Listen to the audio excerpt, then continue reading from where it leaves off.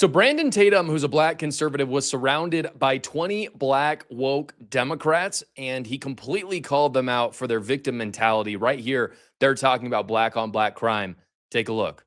These are not criminalized at all. I disagree with you because I don't think that anybody's saying black on black crime necessitates a police response. People point out that black people disproportionately, or I'll say to a higher degree per capita, kill each other more than any other group. It's not accurate. That is 100% accurate. That is 100% accurate. Anybody can fact check that. You guys can see the we fact check kill is each on the other side at a higher rate saying that it's per true. capita than any other group. That is a fact. Now, the reason that people point this out is because others try to claim that the biggest threat to our existence, the biggest threat to our young people are white people, Absolutely. or systemic racism. Absolutely. But the reality is the cause of death, the leading cause of death for young people 25 and under, from 15 to 25, is being murdered by another black man. Then you go on beyond that, and the leading cause of death is what? Health issues, heart disease, So the biggest, diabetes, and other, it has nothing to do with white people. Okay, cool. So the biggest threat to black people and the biggest threat to the world is the system of racism and white supremacy that we live in.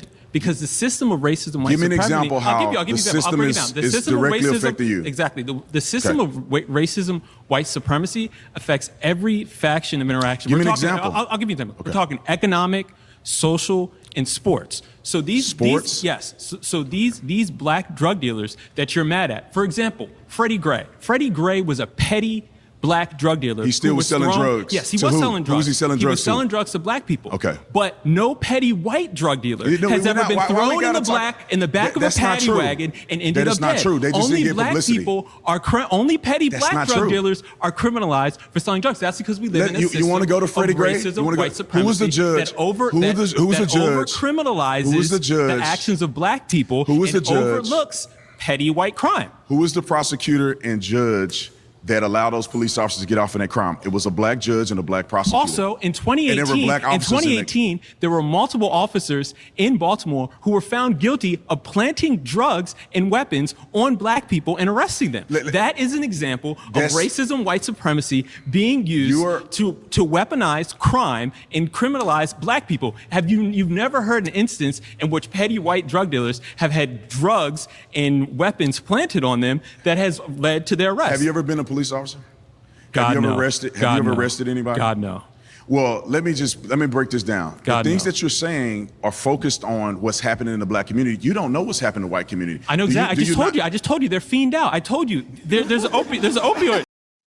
All right, so it gets even crazier. We're going to show you two more clips in a second, but I want to address this one first. He's literally that guy is talking to Brandon Tatum, who's a former cop, and he's saying that this never happens to white people. And Brandon's looking at him like, dude, I have personally seen this happen with white people and black people. My favorite thing about this, though, of anything he brought up, is this instance talking about the fact that black men have been disproportionately targeted by police officers. And Brandon Tatum properly says in that exact instance that he brought up, it was a black judge and black prosecutors that were the ones that went after this black man. And I just think that says it all. One of the times that's had the most conflict between races in the past century was when Barack Obama was president. He was continually stoking race relation fights, and people continually talked about how black people were being held down by federal agencies. And what was so ridiculous about that was those federal agencies were controlled by a black man. And yet they still complained about it. And so I think Brandon Tatum does a really good job here describing the hypocrisy of that. A lot of people don't realize that. It was in the fact check there in the Jubilee kind of side panel that you saw. But most crime in America is not between races. It's not black on white even. It's certainly not white on black. I think black on white crime is about twice as prevalent as white on black crime. But way more than that is black on black crime and white on white crime. By far the most. And so the black community coming out and saying they've got a crime problem and they're sick of, their daughters or their sons having crime inflicted on them, that's a very real issue. And it's something I think that all of us should focus on, whether you're black or not. But by pointing the finger at white people, you're just completely ignoring the actual statistics on the ground. Now, they continue on this conversation, and Brandon Tatum makes the argument that Democrats really have not done any services to the black community in America. He makes the argument that black people would be better suited to vote for Republicans and would actually get more out of it. And he gets some pushback. So let's take a look at that. lines. Black people have a right to vote for anybody that they want that acts in the best interest of the black community or the community at large. It doesn't have to always be Democrats. There's a reason why black people vote for Democrats, and there's a reason why there's only five elected Republicans in Congress that are black. Which is the problem in the black community today. I have to pause it right there, just really fast. The reason why there are only 5 Republicans in Congress that are black, by the way, is because most of the time, the black Republicans lose to Democrats in their respective elections. So you'll have plenty, like lots, like double digits, 20, 30 black Republicans who win the nominations, and then they get voted out by Democrats. So I just think that's a really BS argument, to be honest. You've got lots of black Republicans. It's just that Democrats and independents don't always vote for them, which if we were Democrats, we would just accuse them for being racist. I don't think it's racism. They just voted for the Democrat instead. But that's a very rich argument from this guy. Hey, the consistency of voting for these Democrats who ain't done nothing for black people and still haven't. We're to this day, many people that are sitting around here are still complaining about the plight against the black people, but y'all still vote for Democrats. And Democrats have been elected in office for the majority of the time in the last decade. Republicans have done what have they done? Nothing for black people. I think that's the fundamental question that everyone should ask black Democrats, whether you're a white Republican or a black Republican or anything else. You should just ask your black Democrat neighbors, do you think things have gotten worse for black people? And most people, even though I think this is completely logical, will say yes. They'll act like police brutality is at all-time highs, that their economic freedoms are at all-time lows. None of that's actually true, but they'll usually say yes. And so the question then is, okay, you've been voting for Democrats for the past 100 years at this point. So what are they doing for you? At the same time as you voted for Democrats, your life has gotten worse. So don't you think it's time for a change up? And again, you can just ask them simply, okay, what have Democrats done for you over the last 100 years? They usually can't answer that.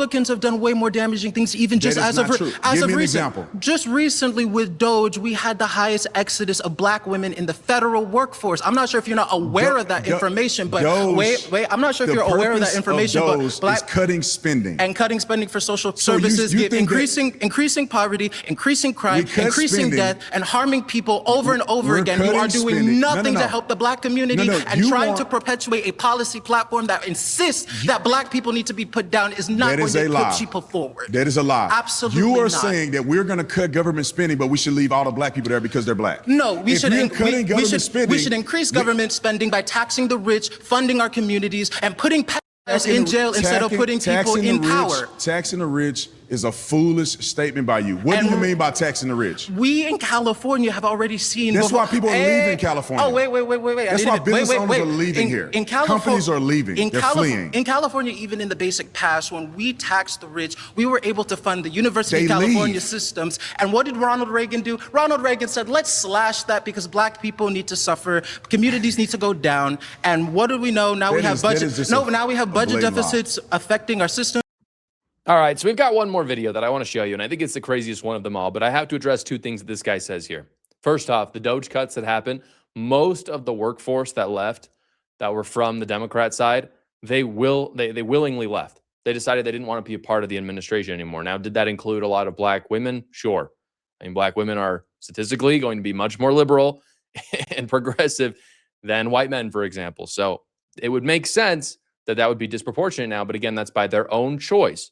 It's not because Elon Musk went through and picked out the black women and they left and he fired them. That's not what happened. The other thing he brings up is taxing the billionaires. This is a point that I think a lot of people are missing right now, which is that economic Marxism really trumps everything. Those black people, that room is exclusively black people. You have a black moderator, you have 20 black progressives, and you have Brandon Tatum, who's a black conservative. All those people are there talking about the black community because they care about the black community. They're talking about how they can get ahead in one way or another. And this guy suddenly changes courses. No longer is he talking about black people. He's talking about taxing billionaires. And I find this so interesting. And he says taxing the rich as well. The reason why I find this fascinating is because really economic Marxism just trumps everything. It really has nothing to do with race anymore for him because there are black billionaires and many black millionaires in America, by the way. So what that guy is saying is we should pull down parts of the black community in order to try to bolster up other parts of the black community. Now, that would never work. Marxism doesn't work, but that's the theory behind it. And I just find that interesting because even through race, through anything that you could talk about on social politics, economic Marxism always reigns supreme when it comes to the left. And I really think that these people care less about their community than they do about just establishing communism in America. And I think that that is a great piece of evidence for that. All right, so we've got this last clip that I want to show you.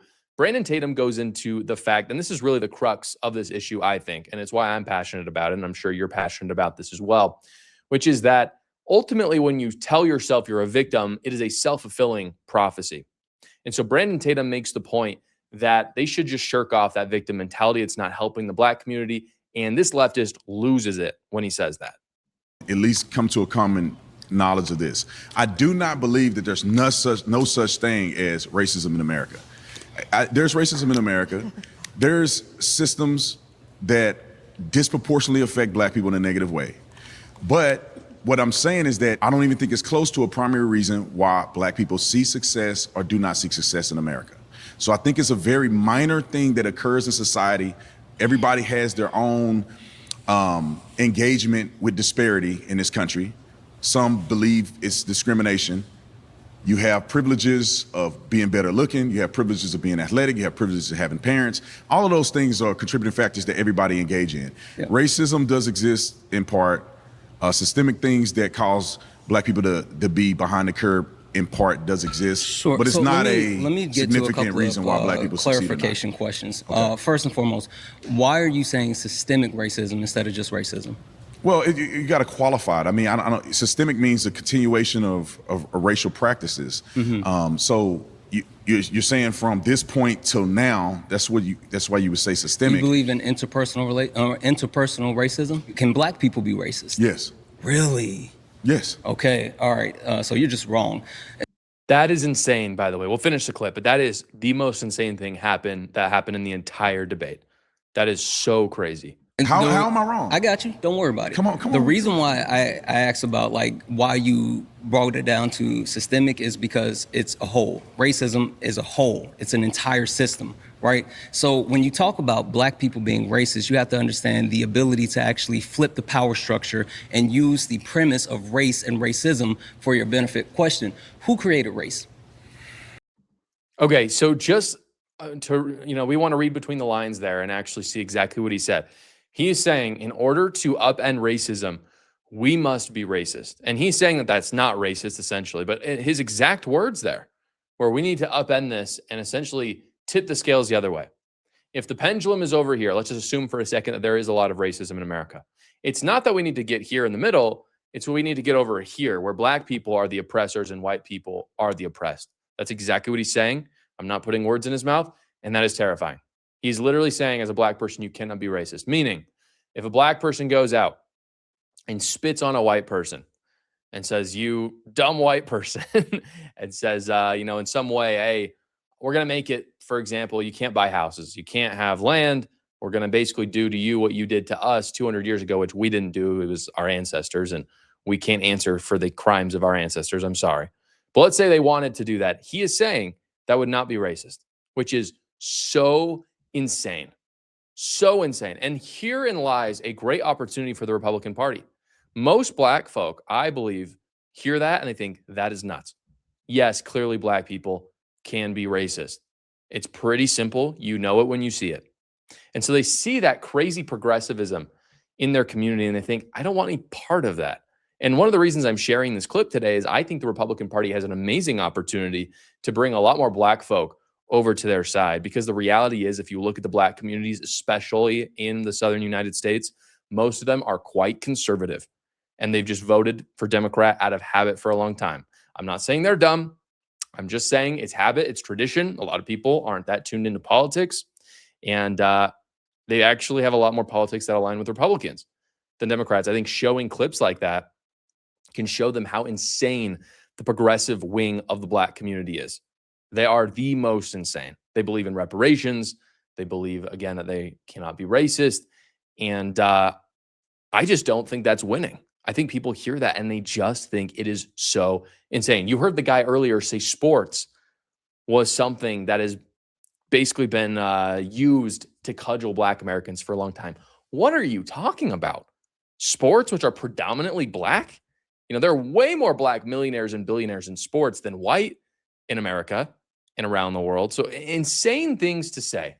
And I don't think voters are going to go for it. You're seeing the numbers over time go more and more for Republicans in the black community. That's basically been a trend since 2008, since Barack Obama. And I think it's going to continue in that direction. I really don't see it flipping the other side. Donald Trump won more of the black community this last election in 2024 than I think anyone since maybe Nixon, which was like 50 years ago. So it's not 50%, it's not 60%, but it's moving in that direction. And I think that's fantastic news. Let me know what you think in the comments below. And if you want to support us here, because we're trying to share conservative truth, you can like the video and subscribe. Thanks so much. God bless you guys.